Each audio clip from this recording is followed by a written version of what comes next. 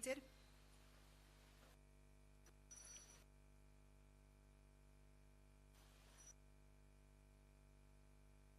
Well, good morning and welcome, men. Ooh, we have a mic that's chipping in and out here, but we shall make do. Good morning, everybody, and welcome to this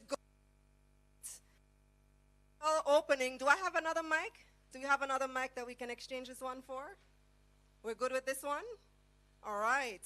Welcome to this wonderful occasion. It is the official opening and one-year celebration of the MJS Industrial and Technology Park. Let's have a round of applause just for being here, just for the occasion, because today marks a milestone in history. First, let me acknowledge some of our guests. Of course, Prime Minister Dr. the Honorable Andrew Holness. We also have with us Senator the Honorable Auburn Hill. I acknowledge Anthony Hilton, Opposition Spokesman on Trade and Logistics. His Worship the Mayor Council Norman Scott will be delivering video remarks today. We have with us members of the board of the Musson Group. We also have executives and representatives of the MJS Industrial and Technology Park Tenantry. These include OddPem, InTouch CX, Subratie, see the sign right behind us, the Jamaica Fire. Just make sure that it really was in Spanish Town. So I brought up the email and it said Angel Spanish Town right beside GC Foster College. And he said, okay. And then a couple days later, I saw a video on TikTok with somebody doing a tour of the facilities and showing it, and I sent it to him, and I said, yeah, see, it's in Spanish Town. The person was right at the train tracks. And he said, a data guana Spanish Town? Okay, it's a good look. And I said, yeah, it really is a good look. It's a good look, isn't it? It really is wonderful to have this type of development here. 2,300 jobs created and counting. I'm told that there are commitments for up to 5,000, but I'm going to leave more information for the speakers because I know we have a long list of speakers today and they have a lot to say about what is happening here and what you are being introduced to. We're actually going to start with a video presentation, so I'll ask you to turn your attention to the monitors, to the screens. This video is called From Vision to Reality, the transformation of the former Ariguanabo mill site into Jamaica's largest technology park. For decades, the Ariguanabo textile mill stood here, once the beating heart of Spanish Town's economy, a place for jobs, pride, and purpose. Then, silence. But potential never truly disappears. It waits for vision. That vision came from businessman Michael Subratie, who saw more than an abandoned factory. He saw a chance to rewrite the story, not just for this property, but for the people. Today, the MJS Industrial and Technology Park stands as a powerful symbol of what's possible. A 440,000 square foot campus, 7 major tenants, and over 3,500 jobs created right here in Spanish Town. Here, growth feels different, rooted in community, built to last. MJS is Jamaica's only fully sustainable industrial facility, attracting international tenants like Subratie, InTouch CX, and Transparent BPO, alongside local titans like Honeybun, OddPem, and the Jamaica Fire Brigade. It's more than development.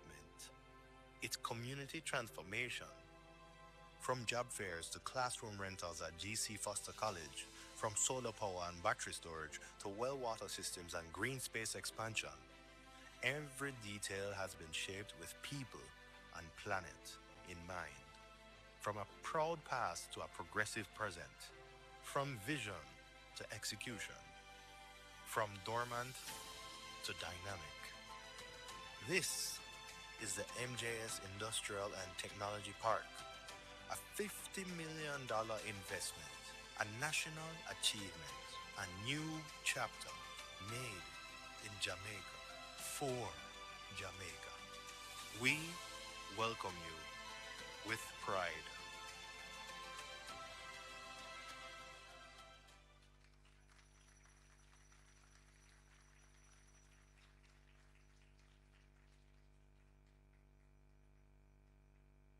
Let me tell you, it truly is remarkable. It took some vision.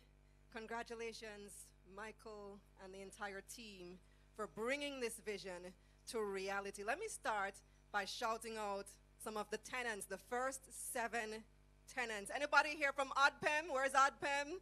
ODPEM, make some noise. All right. In Touch CX, where are you? In Touch is in the house. Sagility, where's Sagility?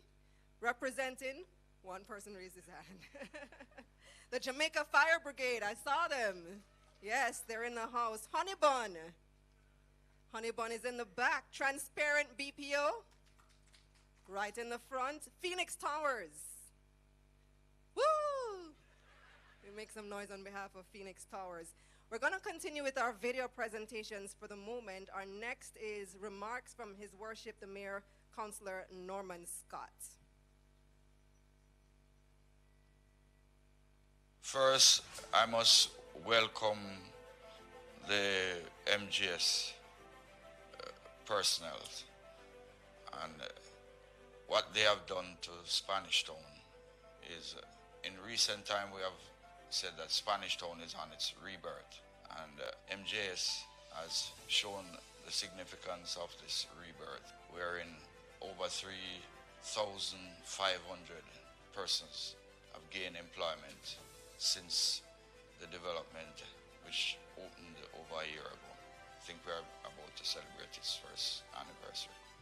And what this has done, persons working in Kingston now have to leave their house to get to work in a very normal time. They have to leave their house 2-3 hours before regular working hours. And so what this has done is to create a kind of synergy where you have 3,500 persons concentrate in Spanish Town, taking away traffic that would normally go to Kingston. You see young people, they get their degrees and they are now looking to overseas. If we can find the companies that will cater to them, it would have meant so much. And let me say this, the St. Catherine Municipal Corporation, from the get-go, started to work with the MJS people. As you all know, it's an old factory that has been abandoned for many years. And so it had meant that technical architectural work to be put in place. And from the get-go, I commissioned a team led by our senior engineer, and they got together with the personnel from MJS, and every aspect of the development in terms of the getting to where it is today, they went through it. And so when it came for approval, it was a smooth process to getting everything approved. There was no glitches, no itches, because of the way we took on this project as a major investment. I knew that this would have been a serious game changer for Spanish Town. And so from the get-go, I must say that the Member of Parliament for that community was also integral involved, and the councillors. And so we want to celebrate with MJS the victory that they have had and the success where they are today.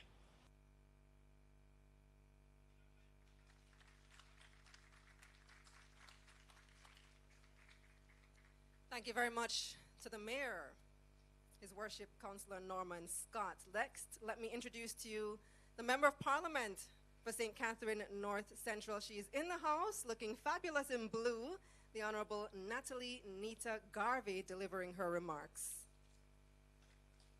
Spanish Town has been blessed with this new idea, this new visionary idea, because now in Spanish Town, there is an opportunity for economic development that we did not have before. A lot of people running away from Spanish Town. Thank you for choosing Spanish Town, because you have chosen a community where between Yuaton and Spanish Town we have. Further remarks.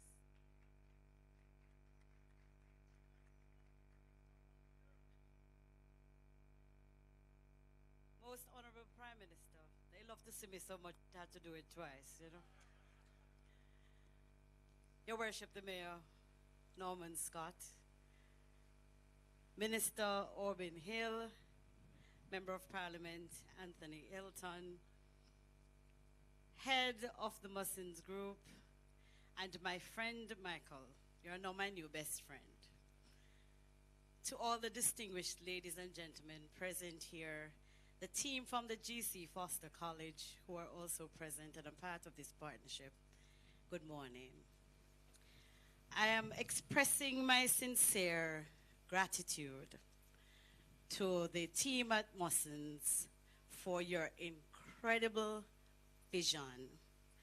Because when you would have come to this place without vision, you could not see what I'm seeing here today. And so when Michael called to express that this was what he dreamt of, I didn't discourage him. I encouraged him because I so badly wanted this for Spanish Town. But I had my doubts and I had my fears, given what we have gone through in Spanish Town. But your vision has led to the economic uplift of this community. Your vision has created opportunities and incredible possibilities.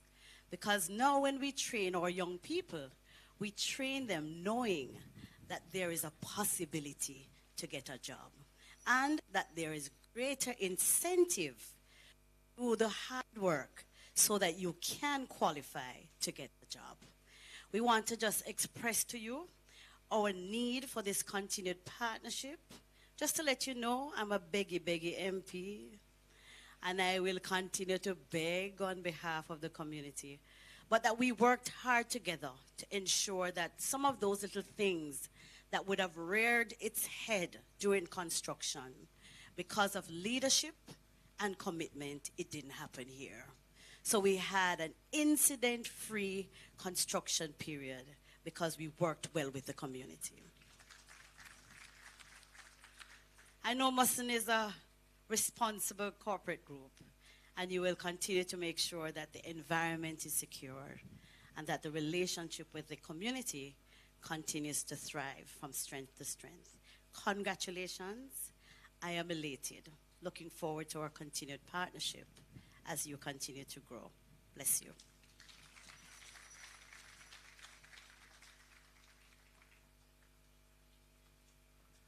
Thank you very much, MP. So now let me introduce you to the man with the plan. He's a man who is redefining what it means to build, not for now, but for the future. That's Mr. Michael Subratie, the executive chairman of the newly built MJS Industrial and Technology Park. This is Jamaica's only special economic zone in Spanish Town. It is home to over, it says 2,800 here. They said 38 on the video. Enough employees, let's just put it at that, and counting. But this isn't just a development, it is actually a movement now bursting with opportunity in a community that has once been heavily overlooked. So Michael actually wears many hats. He's a director of the Musson Group of Companies, where he leads property development and oversees Musson's manufacturing and trading powerhouses, including T. Getty's Grant. He also serves as a director of the Subratie Group of Companies, which, as you know, is a cornerstone of Jamaican industry. And he's also done many other things. He's contributed his time and expertise to numerous government boards as well as civil society. He's a man of vision, substance, and unstoppable drive. Please join me in recognizing Mr. Michael Subratie.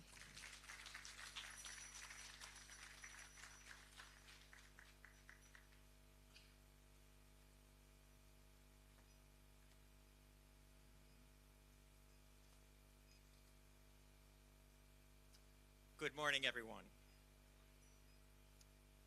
Prime Minister, Dr. the Most Honorable Andrew Holness, Dr. the Honorable Horace Chang, Honorable Fable Williams, Senator the Honorable Aubin Hill, Honorable Carl Samuda, His Worship, the Mayor Councillor Norman Scott, Member of Parliament Natalie Neto, all other ministers and government officials, board members of the Musson Group and MJS Industrial and Technology Park, executives and representatives of the Musson Tenantry, ODPEM, InTouch CX, Sigility, Jamaica Fire Brigade, Honeybug, Transparent BPO, Phoenix Towers, members of the media, distinguished guests, ladies and gentlemen. Welcome to the official opening of the MJS Industrial and Technology Park. Thank you for being here today to celebrate this incredible milestone with us. This journey began 3 years ago when my father, Stafford Subratie, brought me to this very spot. Back then, just overgrown ruins. But to him, it was a place of memory. He had watched his own father, my grandfather, George Ryman Subratie, deliver building materials to construct the original Aragonavo textile mill. In the 1950s, as a boy, Dad saw firsthand the grit and effort that went into building something meaningful. My family lived just a mile down the road on Brunswick Drive. Dad still remembers his mother, Adina, waking up early to help his older brother, Ralph, make breakfast so he could get to the textile mill on time for his very first job. Back then, the mill wasn't just a workplace. It was the heartbeat of the entire community. Everyone depended on it, and it was a source of pride and belonging for countless families. It shaped identity and built dreams for generations. Today, my father gets to see me carry that legacy forward, transforming this historic site into something new. A different version, yes, but with the same spirit of purpose and pride. The Aragonava textile mill was once a beacon of Jamaican industry, employing hundreds and lifting an entire community. When it closed in the 1970s, that closure sent shockwaves. The area suffered, the infrastructure decayed, and for decades it stood still until now. As a trained structural engineer, I came back here with boots on, wading through bush and rubble, and what I found astonished me. The bones of the structure were still strong. The foundation, rock solid. Some of the original walls were still perfectly intact. That gave us hope, and it sparked a vision. We focused on sustainability, on economic growth, on social equity, on environmental stewardship. We believed in building something that could stand the test of time, something future generations would be proud of. Kingston is overcrowded. People commute from Spanish Town, Portmore, Old Harbor, all just to get to work. But why? Why not build where the people already are? This location, close to the North-South Highway, near G.C. Foster College, and nestled in a rich community, was a perfect fit. And so, we got to work. Our team was nothing short of extraordinary, starting with design leader architect Darren Latchman, brilliant structural engineer Peter Jarvis, our rock-solid contractors, Sonny and Alfred Guile, who is homegrown to Spanish Town. Our meticulous QS, Veronica Royal. Esteemed valuator, Gordon Langford. The formidable legal mind, Jennifer Scott. The best financial controllers you can find, Dr. Sharon McDonald, Gafton Rodney, and Perry Wright. Our lady who had us doing everything according to all the rules and regulations of the Special Economic Zone Authority, Pansita Murray. And the man who stood shoulder to shoulder with me every step of the way, the relentless Roger Drinkall. Roger, you were simply exceptional. There's a saying, you're only as strong as your team. Well, believe me when I say I have the best. No question. We began reimagining what this place could be. We brainstormed industries, manufacturing, of course, but also BPO, an emerging force in Jamaica. And slowly, this vision took shape. We reached out to JAMPRO, the Special Economic Zone Authority, Minister Hill, and the Jamaica Chamber of Commerce. And of course, PB Scott. He's not just my brother-in-law, but also one of my best friends, and truly a business visionary. Honestly, if I started to listing all his accomplishments across the region, we'd need snacks and a sleeping bag. We'd be here until next week. But let me tell you, when I first pitched him this wild idea, he looked at me like I'd completely lost the plot. He goes, "No one's going to invest there. The stigma's way too big." And I just looked him dead in the eye and said, "Well then, I will."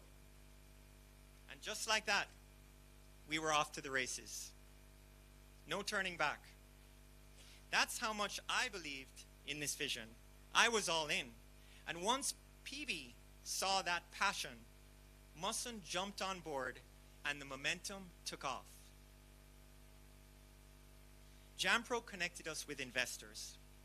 The first, Transparent BPO, led by Scott Newman along with Lance Hale, who is with us today. Despite what he'd heard about Spanish Town, he visited. He climbed through the ruins just like we did, like Minister Hill did, and saw the potential. Scott Newman said yes, and with that, we were off. Today, Transparent BPO is here. Subratie is here and making waves. Today, we're fortunate to have Anand Biradar in the house, representing Subratie's dynamic leadership team. Anand isn't just an ordinary leader. He's a two-term president of the Global Services Association of Jamaica and a true champion of the sector. Subratie stands out as a bold foreign direct investor that saw what many didn't, the untapped potential of Spanish Town. They didn't just invest, they integrated, uplifted, and became part of the fabric of the community. And they're not alone. In Touch, led by Ambrosio Ringer, is another exciting example that's about to go live. Proof that the momentum is real and the vision is growing. Ladies and gentlemen, this is now the largest BPO operation under one roof in the entire Caribbean.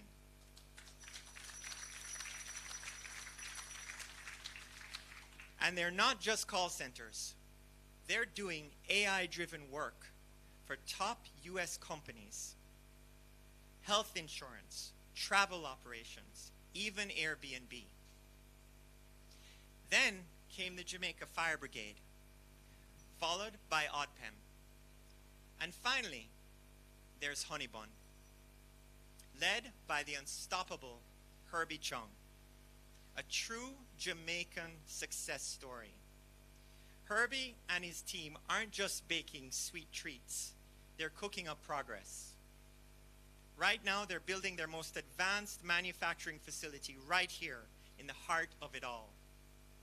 This isn't just expansion, it's a statement, a bold vote of confidence in the future of Spanish Town. Trust me, go buy their stock. You'll be investing in more than just a company, you'll be investing in a vision that's rising fast. None of this would be possible without strong partners. Sagicor believed in us. Thank you to Lenworth Tracy, Michael Willisey, and Chris Sacco. First Citizens of Trinidad, thank you, Sasha Sain, for tripling down on your support. Because of you, Phase 2, an additional 300,000 square foot for manufacturing is about to break ground.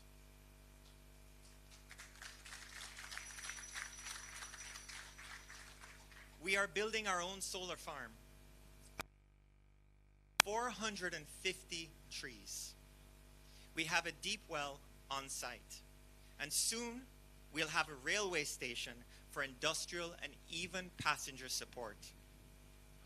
We've created 2,800 jobs, on track to 5,000. That's what today is about. Real results, a real future. To Prime Minister Holness, thank you for your encouragement. When we met 2 years ago at the Global Alliance of Special Economic Zones conference in Montego Bay, we were just an idea. But you listened, and we shared a bond. Our families both from Spanish Town. That moment meant everything. To Mayor Norman Scott, Natalie Nito, Vishu Tolan, thank you. Minister Aubin Hill, your leadership has been critical. I'd like to make special mention of Mr. David Mays, former chairman of GC Foster. I literally cold called GC Foster College to ask about this long forgotten property.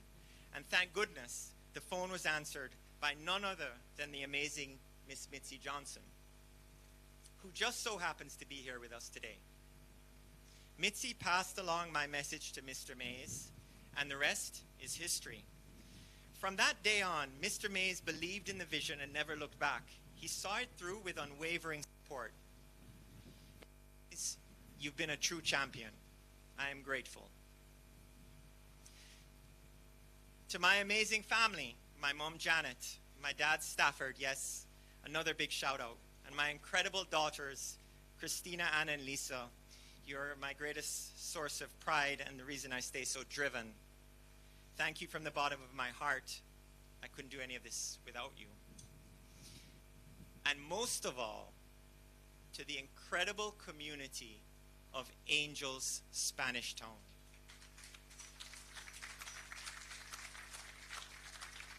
Thank you for believing in us. That includes Petson and Scratchy. Just weeks before this event, we launched a social media blitz to shine a spotlight on what we've built at MJS. Because today, that's how the word spreads. And wow, did it catch fire? The comments poured in, and they were exactly why we waited until we were 100% tenanted with a world-class turnkey product to show. Because for too long, Spanish Town carried a label, a reputation clouded by crime and extortion.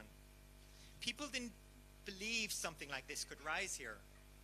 But the reaction? Almost disbelief. Shock. Awe. Pride. It just goes to show when you bet on your people, when you invest in them,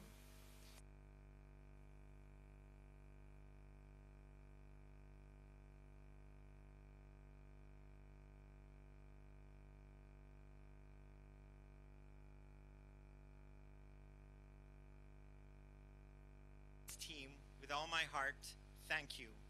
Let's continue building the future together.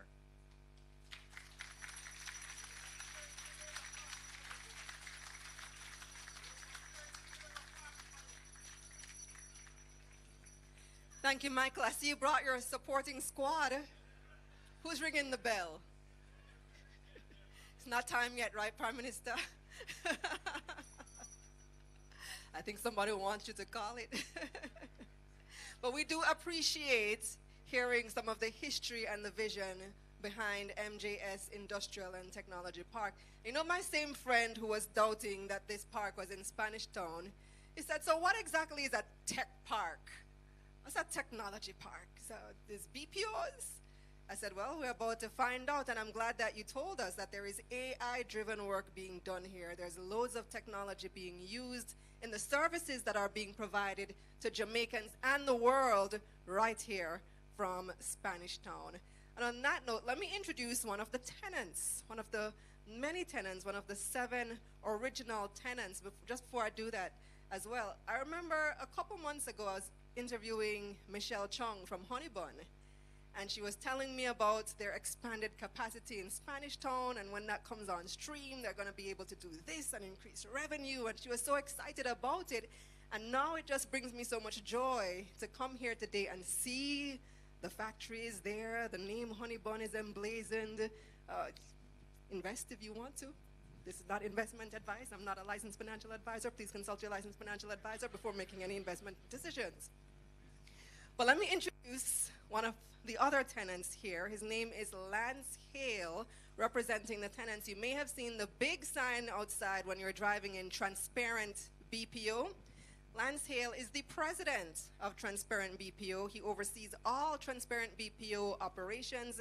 He's growth-oriented. He's a visionary BPO business leader with an extensive resume spanning 3 decades in the contact center industry. And during that time, he rose from the ranks. So he actually started as a customer service manager early in his career, and then became the president of operations for one of the largest BPO firms, not just in Jamaica, but in the entire world.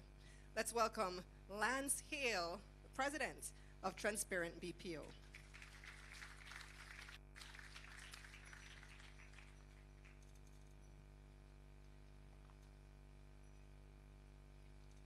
Good morning, everyone. It's a pleasure to be here today to talk about something that fills us with immense pride, the opening of the MJS Tech Park here in Spanish Town. When we at Transparent BPO first began exploring global expansion opportunities, our search naturally led us to Jamaica, which has long been an established contact center outsourcing hub. We began our search in Kingston, and while we saw many vibrant facilities there, we saw the city already hosted over 30 BPOs. We were acutely aware of the daily commute that many talented individuals faced, having to travel long distances into Kingston from communities like Spanish Town and Portmore. We knew that for us to attract and retain the best talent, we needed a different approach from the other BPOs. It was during this exploration that our partners introduced us to an intriguing proposition, the old Cuban textile mill next to G.C. Foster College in Spanish Town. I remember that visit very well. We weren't looking at polished brochures or walking through built-out, ready-to-go spaces like in Kingston. We were climbing ladders onto the roof, surveying the landscape, seeing trees and roots growing inside of and on top of the structure. It was raw, it was challenging, but through that initial impression, we saw something truly powerful. We saw the vision that our partners at MJS had done for transforming this space, and we felt a strong conviction that it could be done. More importantly, we immediately recognized the incredible potential of this location for the very community where many of our future employees lived. We truly felt that this would be a win-win, beneficial for us as a company, and begin to transform a community that has historically seen few business opportunities. The strategic centrality of MJS Tech Park is undeniable. Its proximity to major highways provides excellent connectivity, ensuring ease of access for a growing workforce. Being situated where we are means we can draw from a large and eager talent pool within and around Spanish Town, significantly reducing commute times for our employees. This accessibility isn't just a logistical advantage, it's a quality of life improvement for our team members, fostering a more sustainable and engaging workforce. One of the aspects that truly resonated with us was something we deeply appreciated about this development. MJS's Tech Park's strong commitment to sustainability. This isn't just a buzzword, it's ingrained in the park's design and operation, as you can see. The upcoming incorporation of solar energy, for instance, significantly reduces our carbon footprint and aligns with our global environment responsibilities. The presence of a deep water well ensures a reliable and sustainable water source, a critical resource in any major development. We also have the unique advantage of being located adjacent to GC Foster College. This proximity creates a powerful synergy between co-job creation, educational infrastructure, and even athletic potential. The college is a renowned institution that cultivates disciplined, dedicated, and skilled individuals. Having direct access to this talent pool allows us to foster a continuous pipeline of highly capable team members, many of whom are eager to apply their education and drive with a professional setting close to home. We believe in nurturing local talent, and this partnership with GC Foster College is a testament to that commitment. It's about creating opportunities right at the source of the emerging talent. From a foreign direct investor's perspective, operating within an SEZ truly provides a competitive framework for growth and success. The Jamaican government has been incredibly forward-thinking in establishing these economic zones, and the benefits for businesses like ours substantial, and they're substantial. For example, the significant reduction in corporate income tax directly impacts our operational efficiency and allows greater reinvestment into the community and our teams and here in the infrastructure. The streamlined administrative processes, coupled with the overall stable and predictable regulatory environment, provide the confidence and flexibility we need to make long-term impactful investments. These incentives create an ecosystem designed to accelerate business growth and attract high-quality international investment. So why Jamaica? Beyond all these specific advantages, our decision to invest here boils down to a fundamental alignment with our strategic goals and a deep-seated appreciation for what this country offers. Firstly, the attractiveness to our global clients of Jamaica as an English-speaking nearshore destination is paramount. Clear communication and cultural affinity are critical in our business. Secondly, and equally important, is the unparalleled expertise and established infrastructure in the BPO space that Jamaica possesses. I've personally been working in Jamaica since the early 2000s, and I've witnessed firsthand the depth of talent and dedication here. In the end, it was an irresistible combination: a highly experienced workforce, a strong English-speaking environment, and a competitive cost structure. This advantage makes Jamaica incredibly attractive to our clients, ensuring we can deliver exceptional service to our clients. Our partnership with MJS Tech Park developers was the key to making this happen. Their vision and commitment to sustainability and community perfectly complement our own, laying the groundwork for a truly beneficial and long-lasting relationship. We're incredibly excited about what we've been able to build together so far and eager to see how we will unfold the future. We look forward to many more years of shared success and growth. Thank you.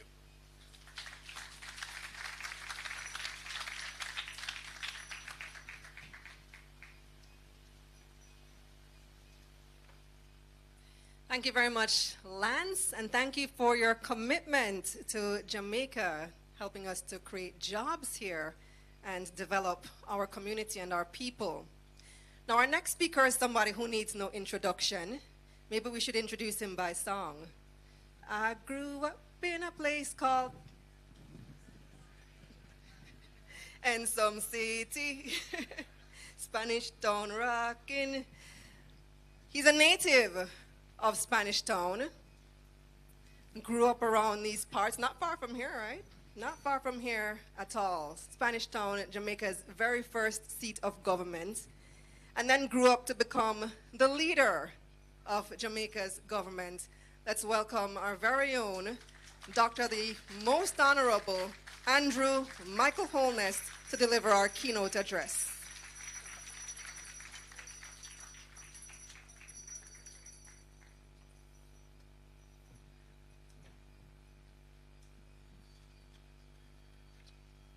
Thank you very much, Kalila, for your usual masterful master of the ceremony. Allow me to stand on the protocols established. You're all important, nice, and decent people.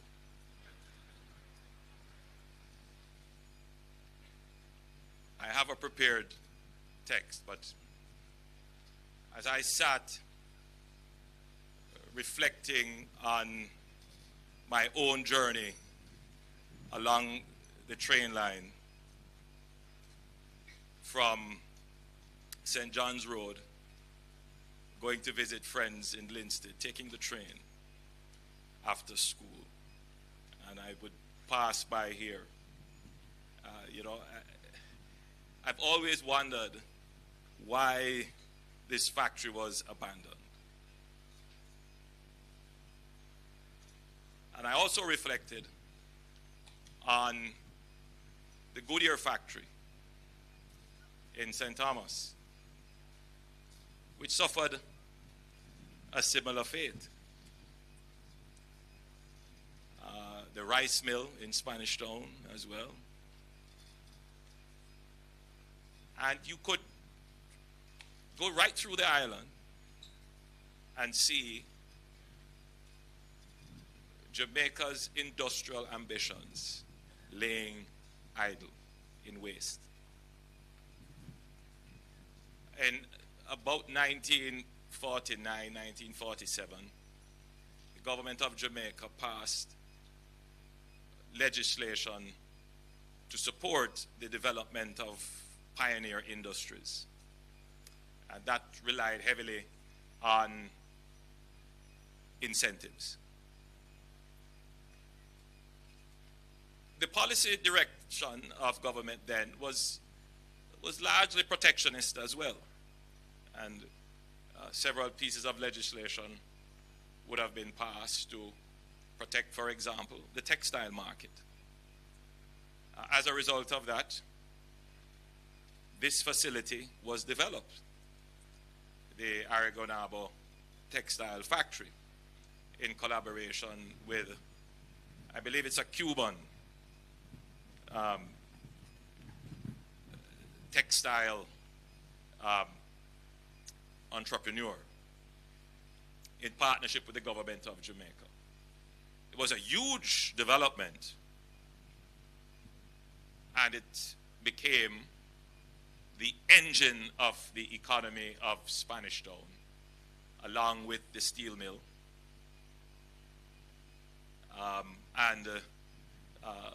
I've mentioned the rice mill and the salt factory and all kinds of other industrial endeavors in and around Spanish Town. And then it just collapsed. And there are many reasons why it would have become dormant. Firstly, the changing global context, competitiveness, but of course, local economic policies.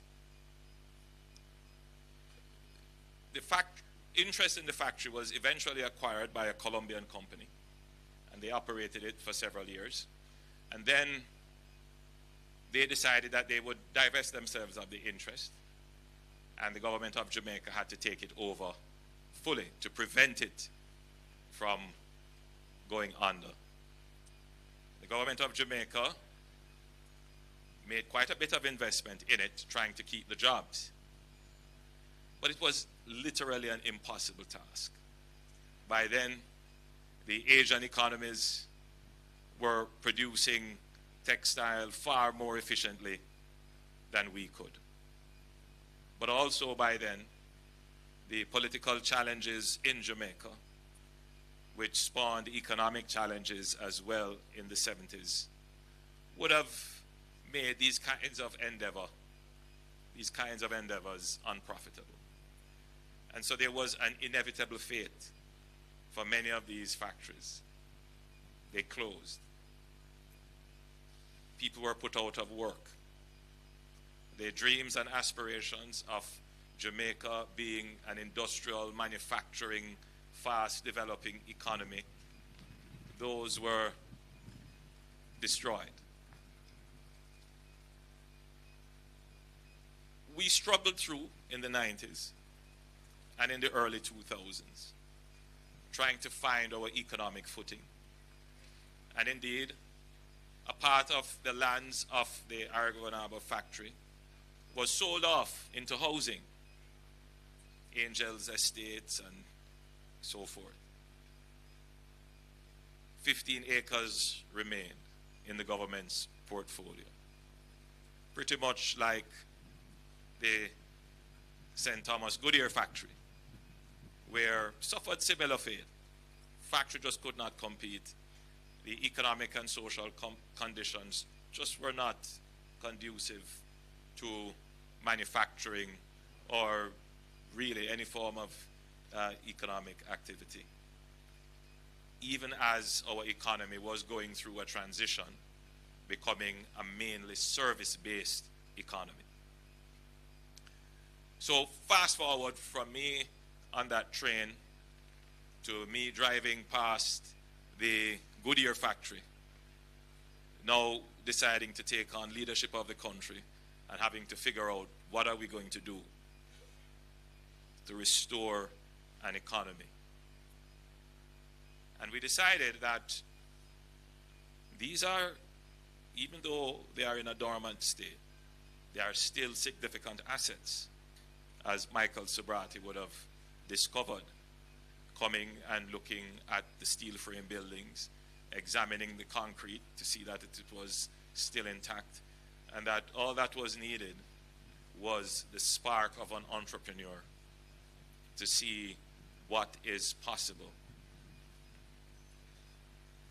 And in the same way, I looked at the Goodyear factory and looked at St. Thomas and saw what was possible. So we took a decision as a government that our economy cannot develop on one plank.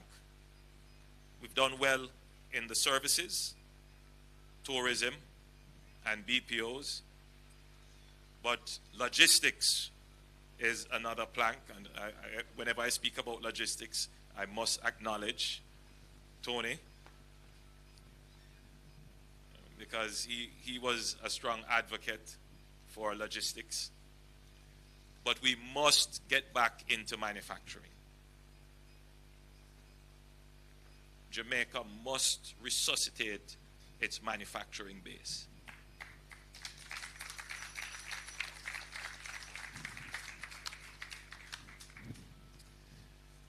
And so we decided that we're going to look at all the assets that the government has, and either we seek to develop it or we're going to make it available to entrepreneurs to develop. And so when we were approached to have this land divested, we were very supportive of it. Granted, there were some who thought, you know, it would not have been possible, given, as was said, the incredible negative perceptions that reigned on Spanish Town. But the entrepreneurial vision was successful, and I want to, at this point, commend Michael Subratie and P.B. Scott and the Muslims Group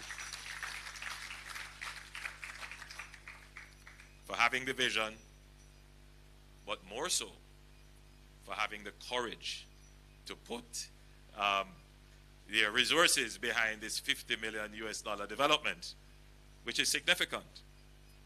In the same way that the government had the vision and the courage to develop the Morant Bay Urban Center. Now, I want to just put all of this development in context. None of these things could happen without the entrepreneurs seeing that there was a stable economic environment. That is an absolute important parameter for any of these dreams and wishes to materialize. So even before we decided to develop the Morant Bay Urban Center, as the government, we had to make sure that our debt situation was stable. And just to remind you, just in case it has escaped this wonderful audience, in 2016 we were at about 130% debt to GDP. Today we are at 68% and heading down. That means that government is less likely to become a burden on its citizens and business. Yes. So in other words, a businessman looking on at a factory that has been abandoned for decades say, you know, I see the vision for this. And then they will draw up the architectural and the engineering plans. But when they go to do the business plan and they have to look at cash flows, then a part of aligning that cash flow would be taxes. And then they have to test it to see, what if the government increased taxes in year 2 arbitrarily? What would be my obligation and how would that impact on my bottom line? And then the decision may be, you know, well, from an architectural and structural point of view, this would be good. The markets are there, you know, agility and transparent, they would come. But would it be profitable? Would it end up back to square one where I can't pay the workers, I can't meet my debt, and then I would have to shut down the business? So you know what? This project doesn't work. The project works when the businessman looking on and say, I've had 7 years of this government so far, and guess what? No new taxes.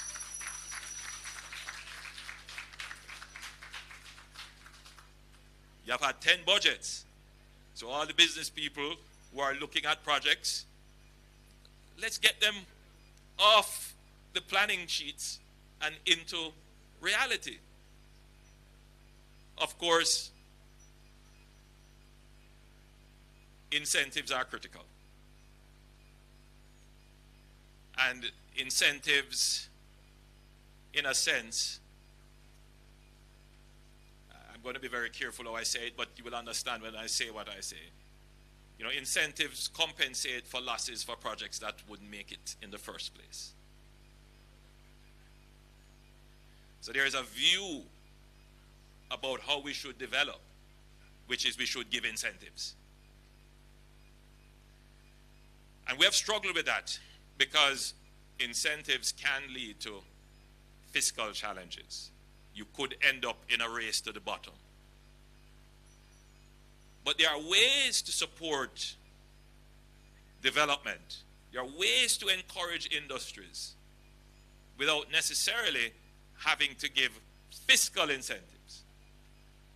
Now, let me just quickly say that between administrations, the previous administration and our administration before that, there was the understanding and agreement as to how we come out of debt and remain out of debt, and that is we need an omnibus legislation to cover incentives. So we give a set of incentives, they are transparent, you know how to access them, there's no more. And that is rolled up both in the omnibus legislation and in the special economic zone legislation under the special economic zone authority. So there are incentives. But there are always people who will be saying, give more incentives and I'll fix up this factory. Give more incentives and I'll do that. Well, what are the other incentives that business people would want? First of all, business people would want a well-trained labor force. If government absorbs the cost of training the labor force, that is a significant incentive for business. So training has an externality. In other words, the government spending on training gives a private benefit to the person trained, but it also gives an external benefit to the rest of the society, including the business. If you notice, the representative from Transparency pointed out the labor force. the training of labor and your labor force is one of the biggest assets that any economy can present to investors. And therefore, the Heart Trust NSTA is a critical partner in driving training. So this project would not necessarily be as attractive without the government's deliberate and instrumental investment in training of the labor force. There are other incentives, and there are other ways in which government supports these kinds of developments. And one of them, which is going to become increasingly tangible to the average citizen, is peace and security. Now, if you were to consider, why is it that no one else before now actually saw the vision for this old textile mill? It was because the perception was created that this area was not safe. And the cost that it would take from the private individual to make this place safe would make the business unprofitable.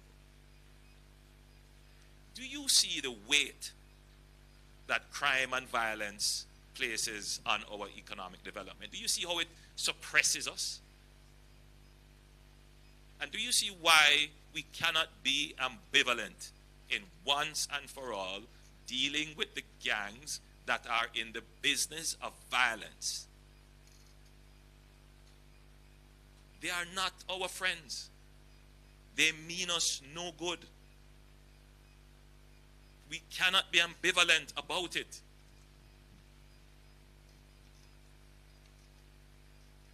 And they have held down Spanish Town for decades.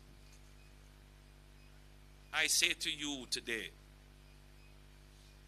if we achieve peace in Spanish Town, there would be a rushing sound of investors into this place. Why? Because you have a population that is largely well trained. You already have basic infrastructure in place. And you have some of the most creative people in and around this area. So the government's strategy, which runs parallel to our economic strategy, is our strategy for peace. The less than 1,000 criminals who make Jamaica be perceived as unsafe can be easily addressed. And they have been largely addressed.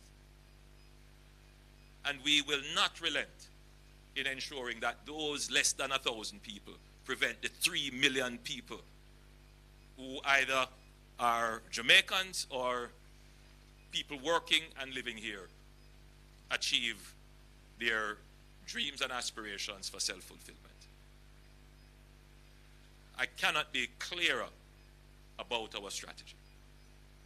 Jamaica will attain peace as we have had peace in our country up to the 1960s, when our murder rate was the equivalent of that of the United States, less than 3 per 100,000.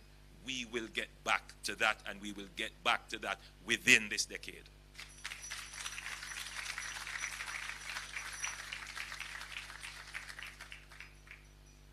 Unless there are those who cringe at the idea of being deliberate and instrumental and direct and targeted at criminals. The same criminals who are involved in scamming and extortion and being the footmen of gangs, the same criminals can be rehabilitated and they can come to work right here. They can come to work in the call centers. They can become the data scientists. They can become the people who are manning all the machinery and the equipment in the bakery. Why not? Why not? The truth is, we need their labor. We need them. And therefore, our policy is clear. And I'm now speaking to our young men and women of Spanish Town. Heart trust training is free. Go and get a skill. Make that decision. Put down the gun, put down the violence, and say, I am going to heart.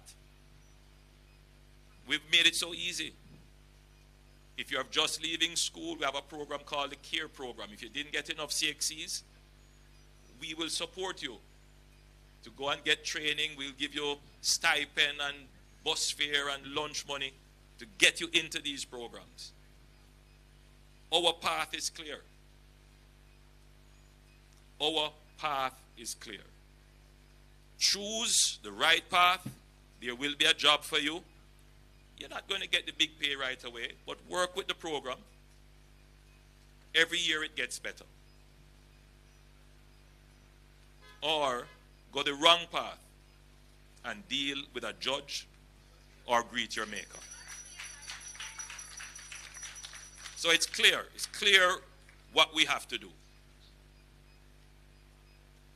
Now,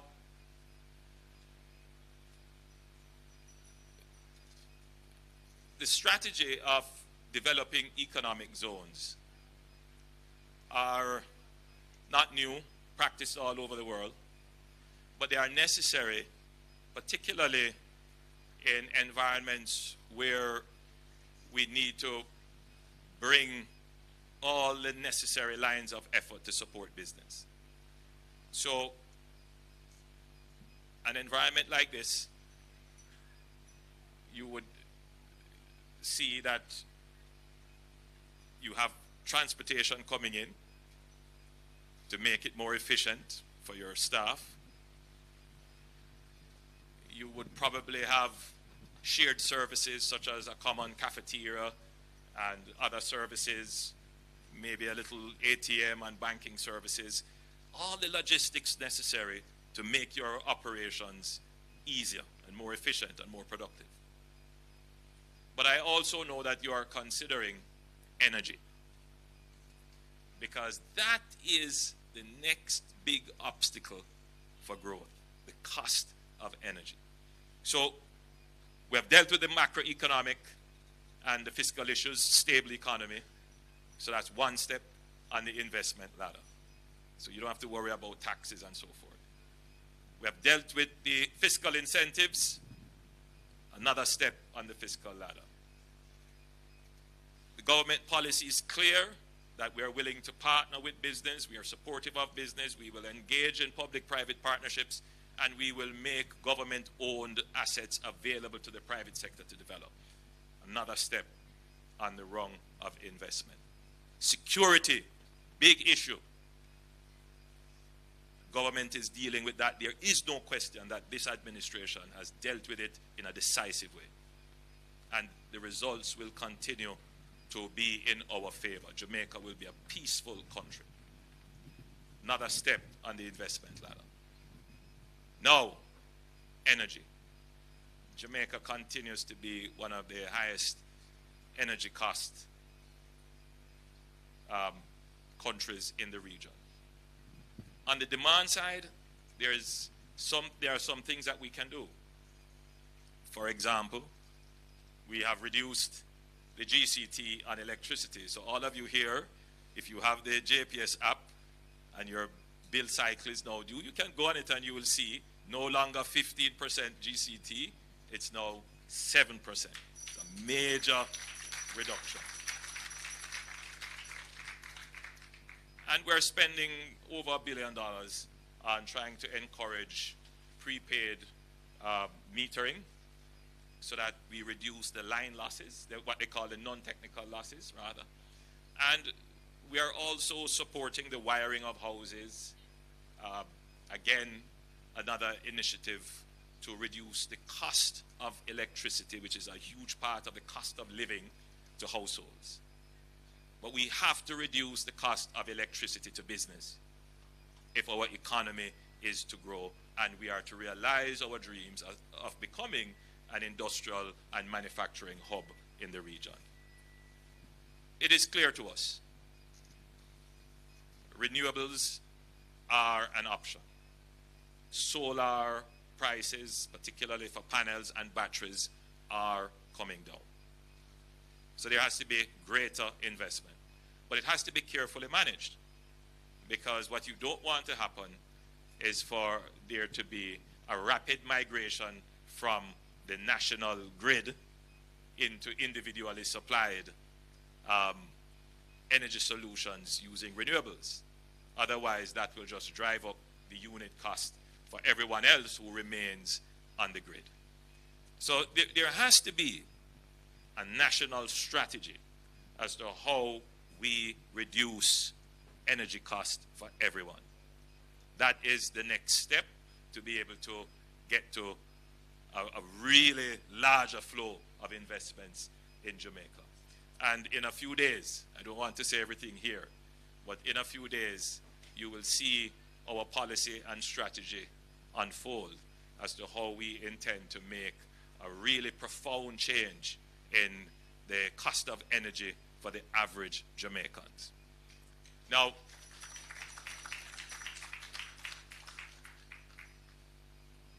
all of this is moving towards, as we had announced, our pivot to growth, the next chapter. There is one more element, and that is efficiency. I believe I've spoken a lot on efficiency and what we plan to do. We are working towards making it more efficient. This project took some time, right, PB?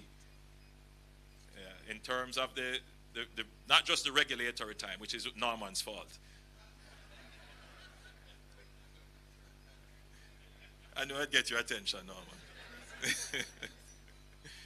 But just the process of just divesting the land, it did go through an involved process. So we're going to deal with that. Well, we have started to deal with that. So I hope that I have kind of laid out to you the steps that the government has been taking, which would have led us to investments like these. But many more investments. I mean, you would have driven along the North Coast and you would have seen massive tourism development, just huge tourism developments in housing and construction, and you name it. Just yesterday, the Factories Corporation completed phase 1 of their redevelopment of another special economic zone, or a free zone at the time it was called, the Garmex free zone, which was another textile garment factory back in the days in the 80s.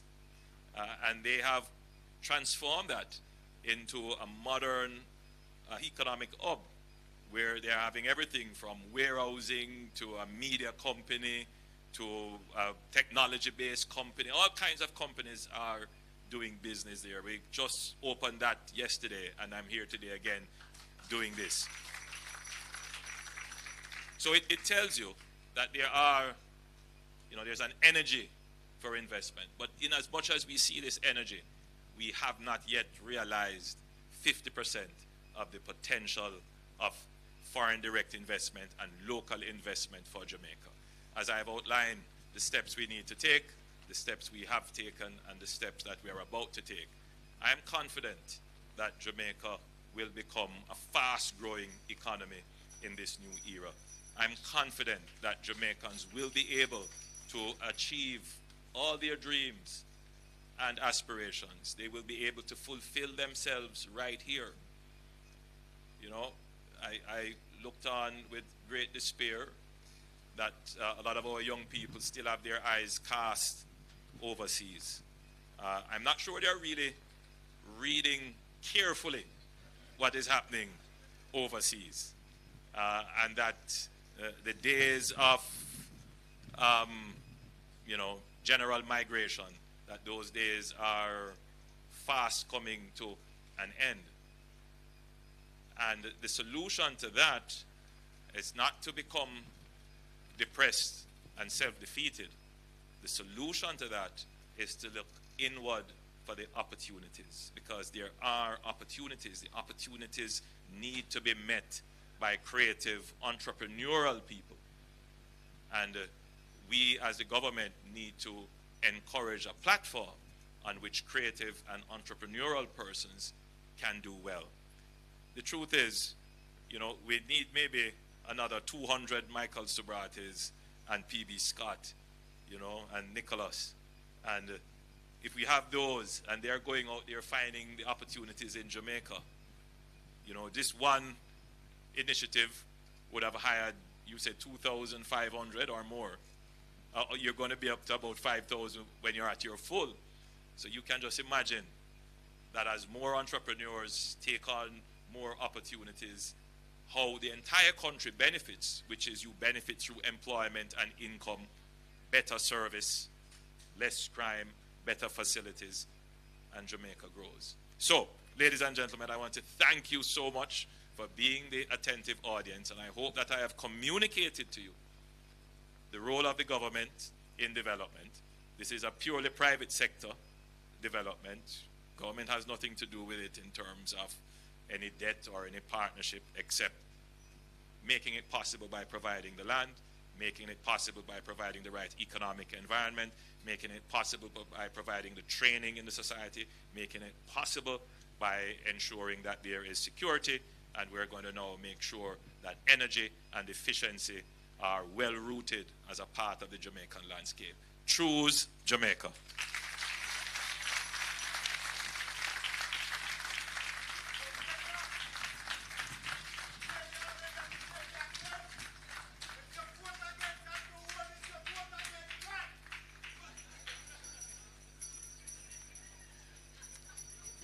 Yeah, we all know what season we're in, right? Soon come. And I'm sure I speak for everyone as well in saying that we look forward to hearing your plans on energy. We all want lower light bills, don't we? Oh yes, oh yes. We all want a well-trained labor force, and I also support the call for getting back into manufacturing in a major way for Jamaica. Thank you very much, Prime Minister Andrew Holness. Let me introduce our final speaker for today. P.B. Scott is the CEO, chairman, and principal shareholder of the Musson Group. Over the past 2 decades, he's conceptualized and led their expansion from a Jamaican consumer wholesale distribution business to a diversified group operating in 30 countries. Anybody wants to guess how much Musson Group makes? Like how much money? Any guesses? Very close. So today the Musson Group has a turnover in excess of 1.7 billion with a B US, not Jamaican dollars, annually, and over 8,000 employees. Let's welcome P.B. Scott to deliver our closing remarks. Thank you. I didn't know they gave out those figures, but wow.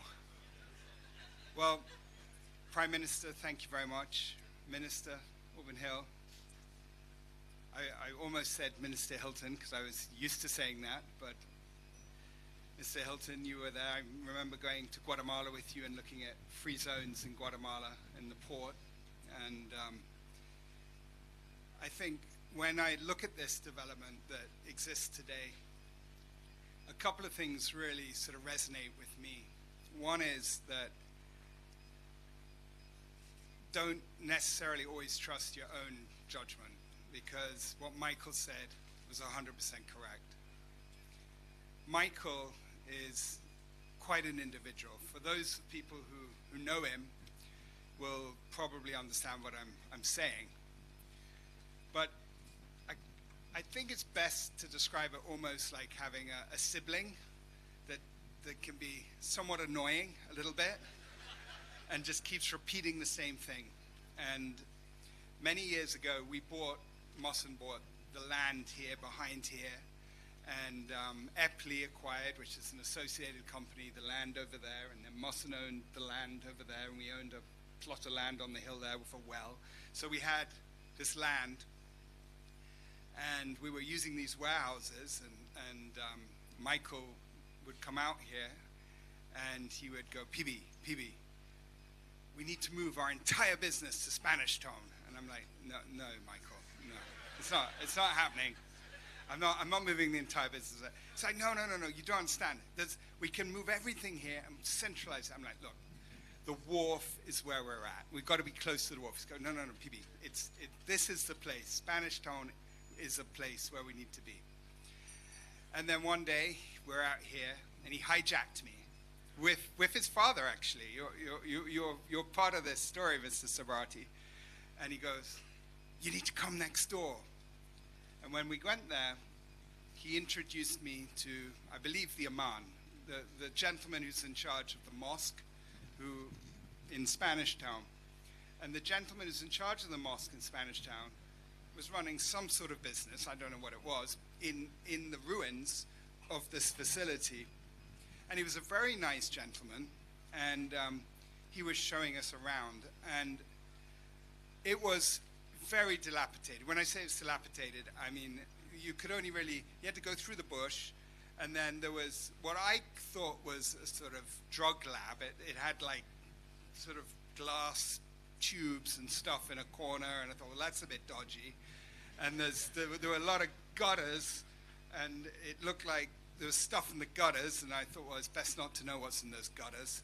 And he was like super enthusiastic, and Mike's going, look, the roof, it's good. And I'm looking at the roof, and it looks rusty, and there was a fire the week before, right? So everything was burnt out, and there was trees growing through the ground, and it smelled terrible, and there were dogs and dead dogs, and it was pretty bad.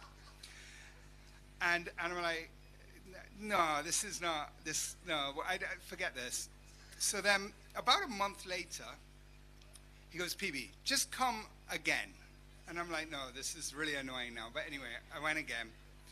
And he goes, look, I think this thing has got a lot of opportunity. And, you know, it's a huge building. And I said, boy, Mike, I don't know. I really don't know. But this time when we went, right, the building over there, where you see it on the video, it had half a roof. But all of the steel had been stolen between the time that we first saw the building and the second. It had all gone. Like, and this was not like small. This was like someone had got a crane in here in the night and undone the steel, you know. And I'm like, well, this is going to be really problematic. I mean, how do you even stop people from stealing the steel and doing this?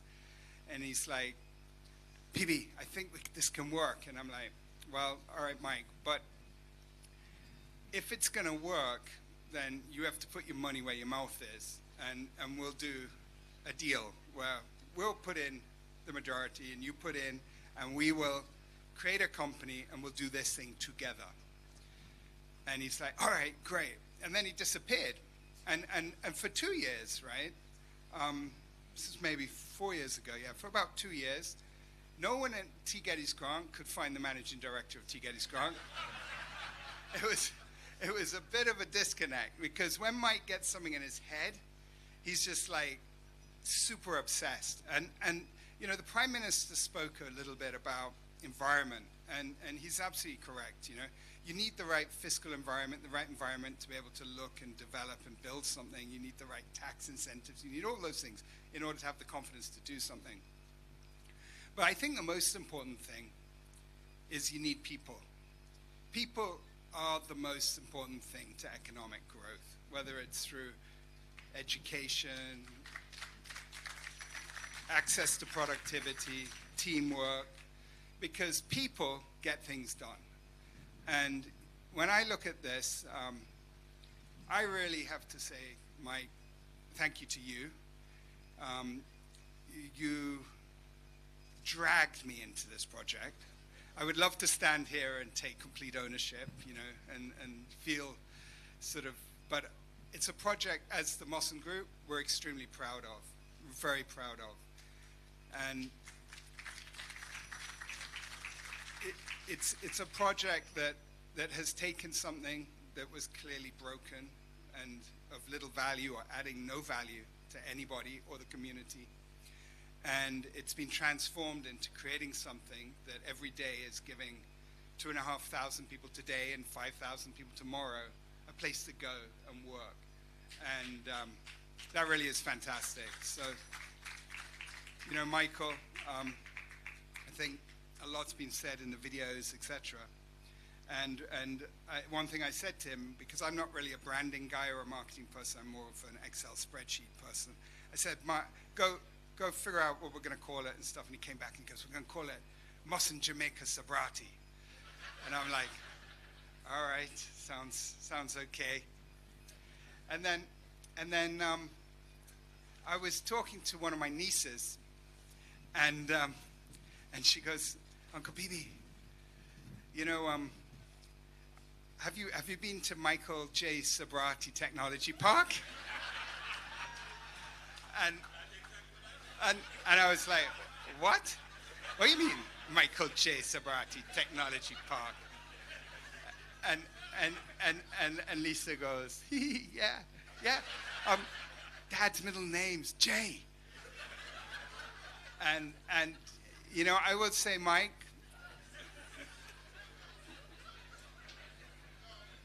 we started as Moss and Jamaica Subratie, but let me tell you something. It is Michael J. Subratie now. So, congratulations. You deserve it. It's been wonderful to be in this. Mosson has invested we've done close to 1 million square foot of BPO between Stanley Motor, which is 400,000 square feet. There's about 400 or so here. Chalmers off Malines Road, we have 2 buildings with 100,000 square feet each, so that's 1 million square feet. And, you know, roughly, I think there's probably around 12,000 jobs that have come from our investment in BPO. But that has come from a whole environment that has allowed us to invest in BPO. And, you know, the government, the existing government, the previous government, they've been very consistent in developing that skill, that sort of tax structure. JAMPRO have been very supportive. And what we found is if you build it, they will come. It's very difficult to take a foreign investor and show them bush and an imagination. But once it's built, people can believe and they can see it.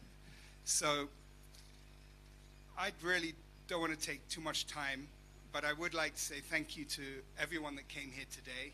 I do appreciate, it's a hot sun, it's midday. The tenants that are here, thank you very much for the commitment. You know, some of you took a leap of faith, others walked into a finished building, but regardless, we're really proud to be associated with you guys, and we are going to build another 300,000 square feet behind us over there. So we are looking forward to keeping the momentum going.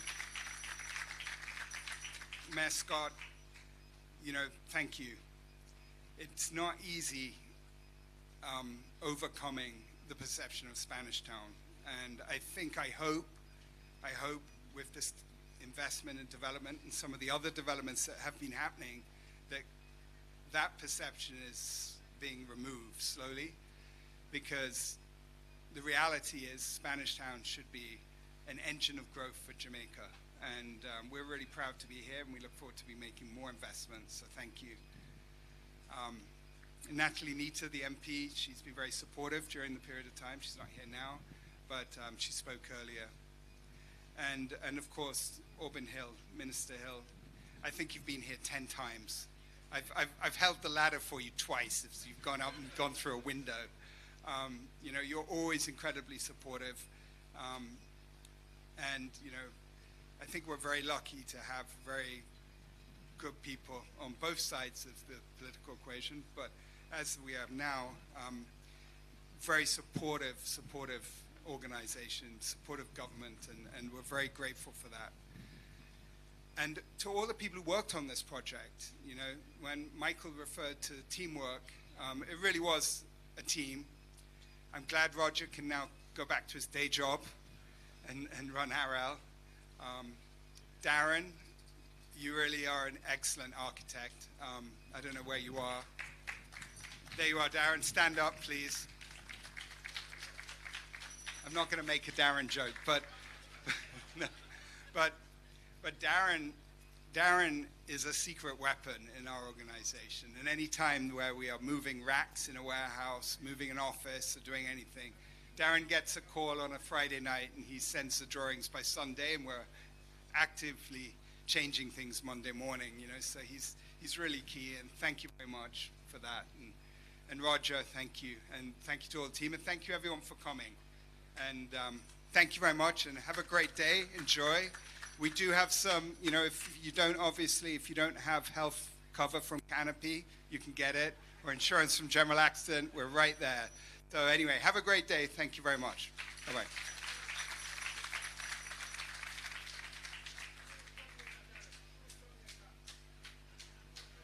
Thank you, PB.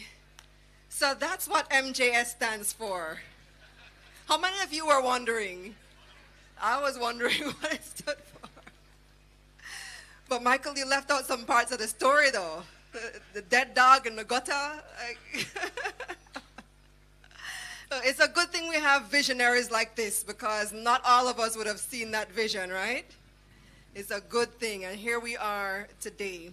Well, that just about brings us to the close of our ceremony for today. I understand that many of you have received like a ticket to go on the tours. Who has ticket number 2, 3? There's 1, 2, and 3. Look at your ticket.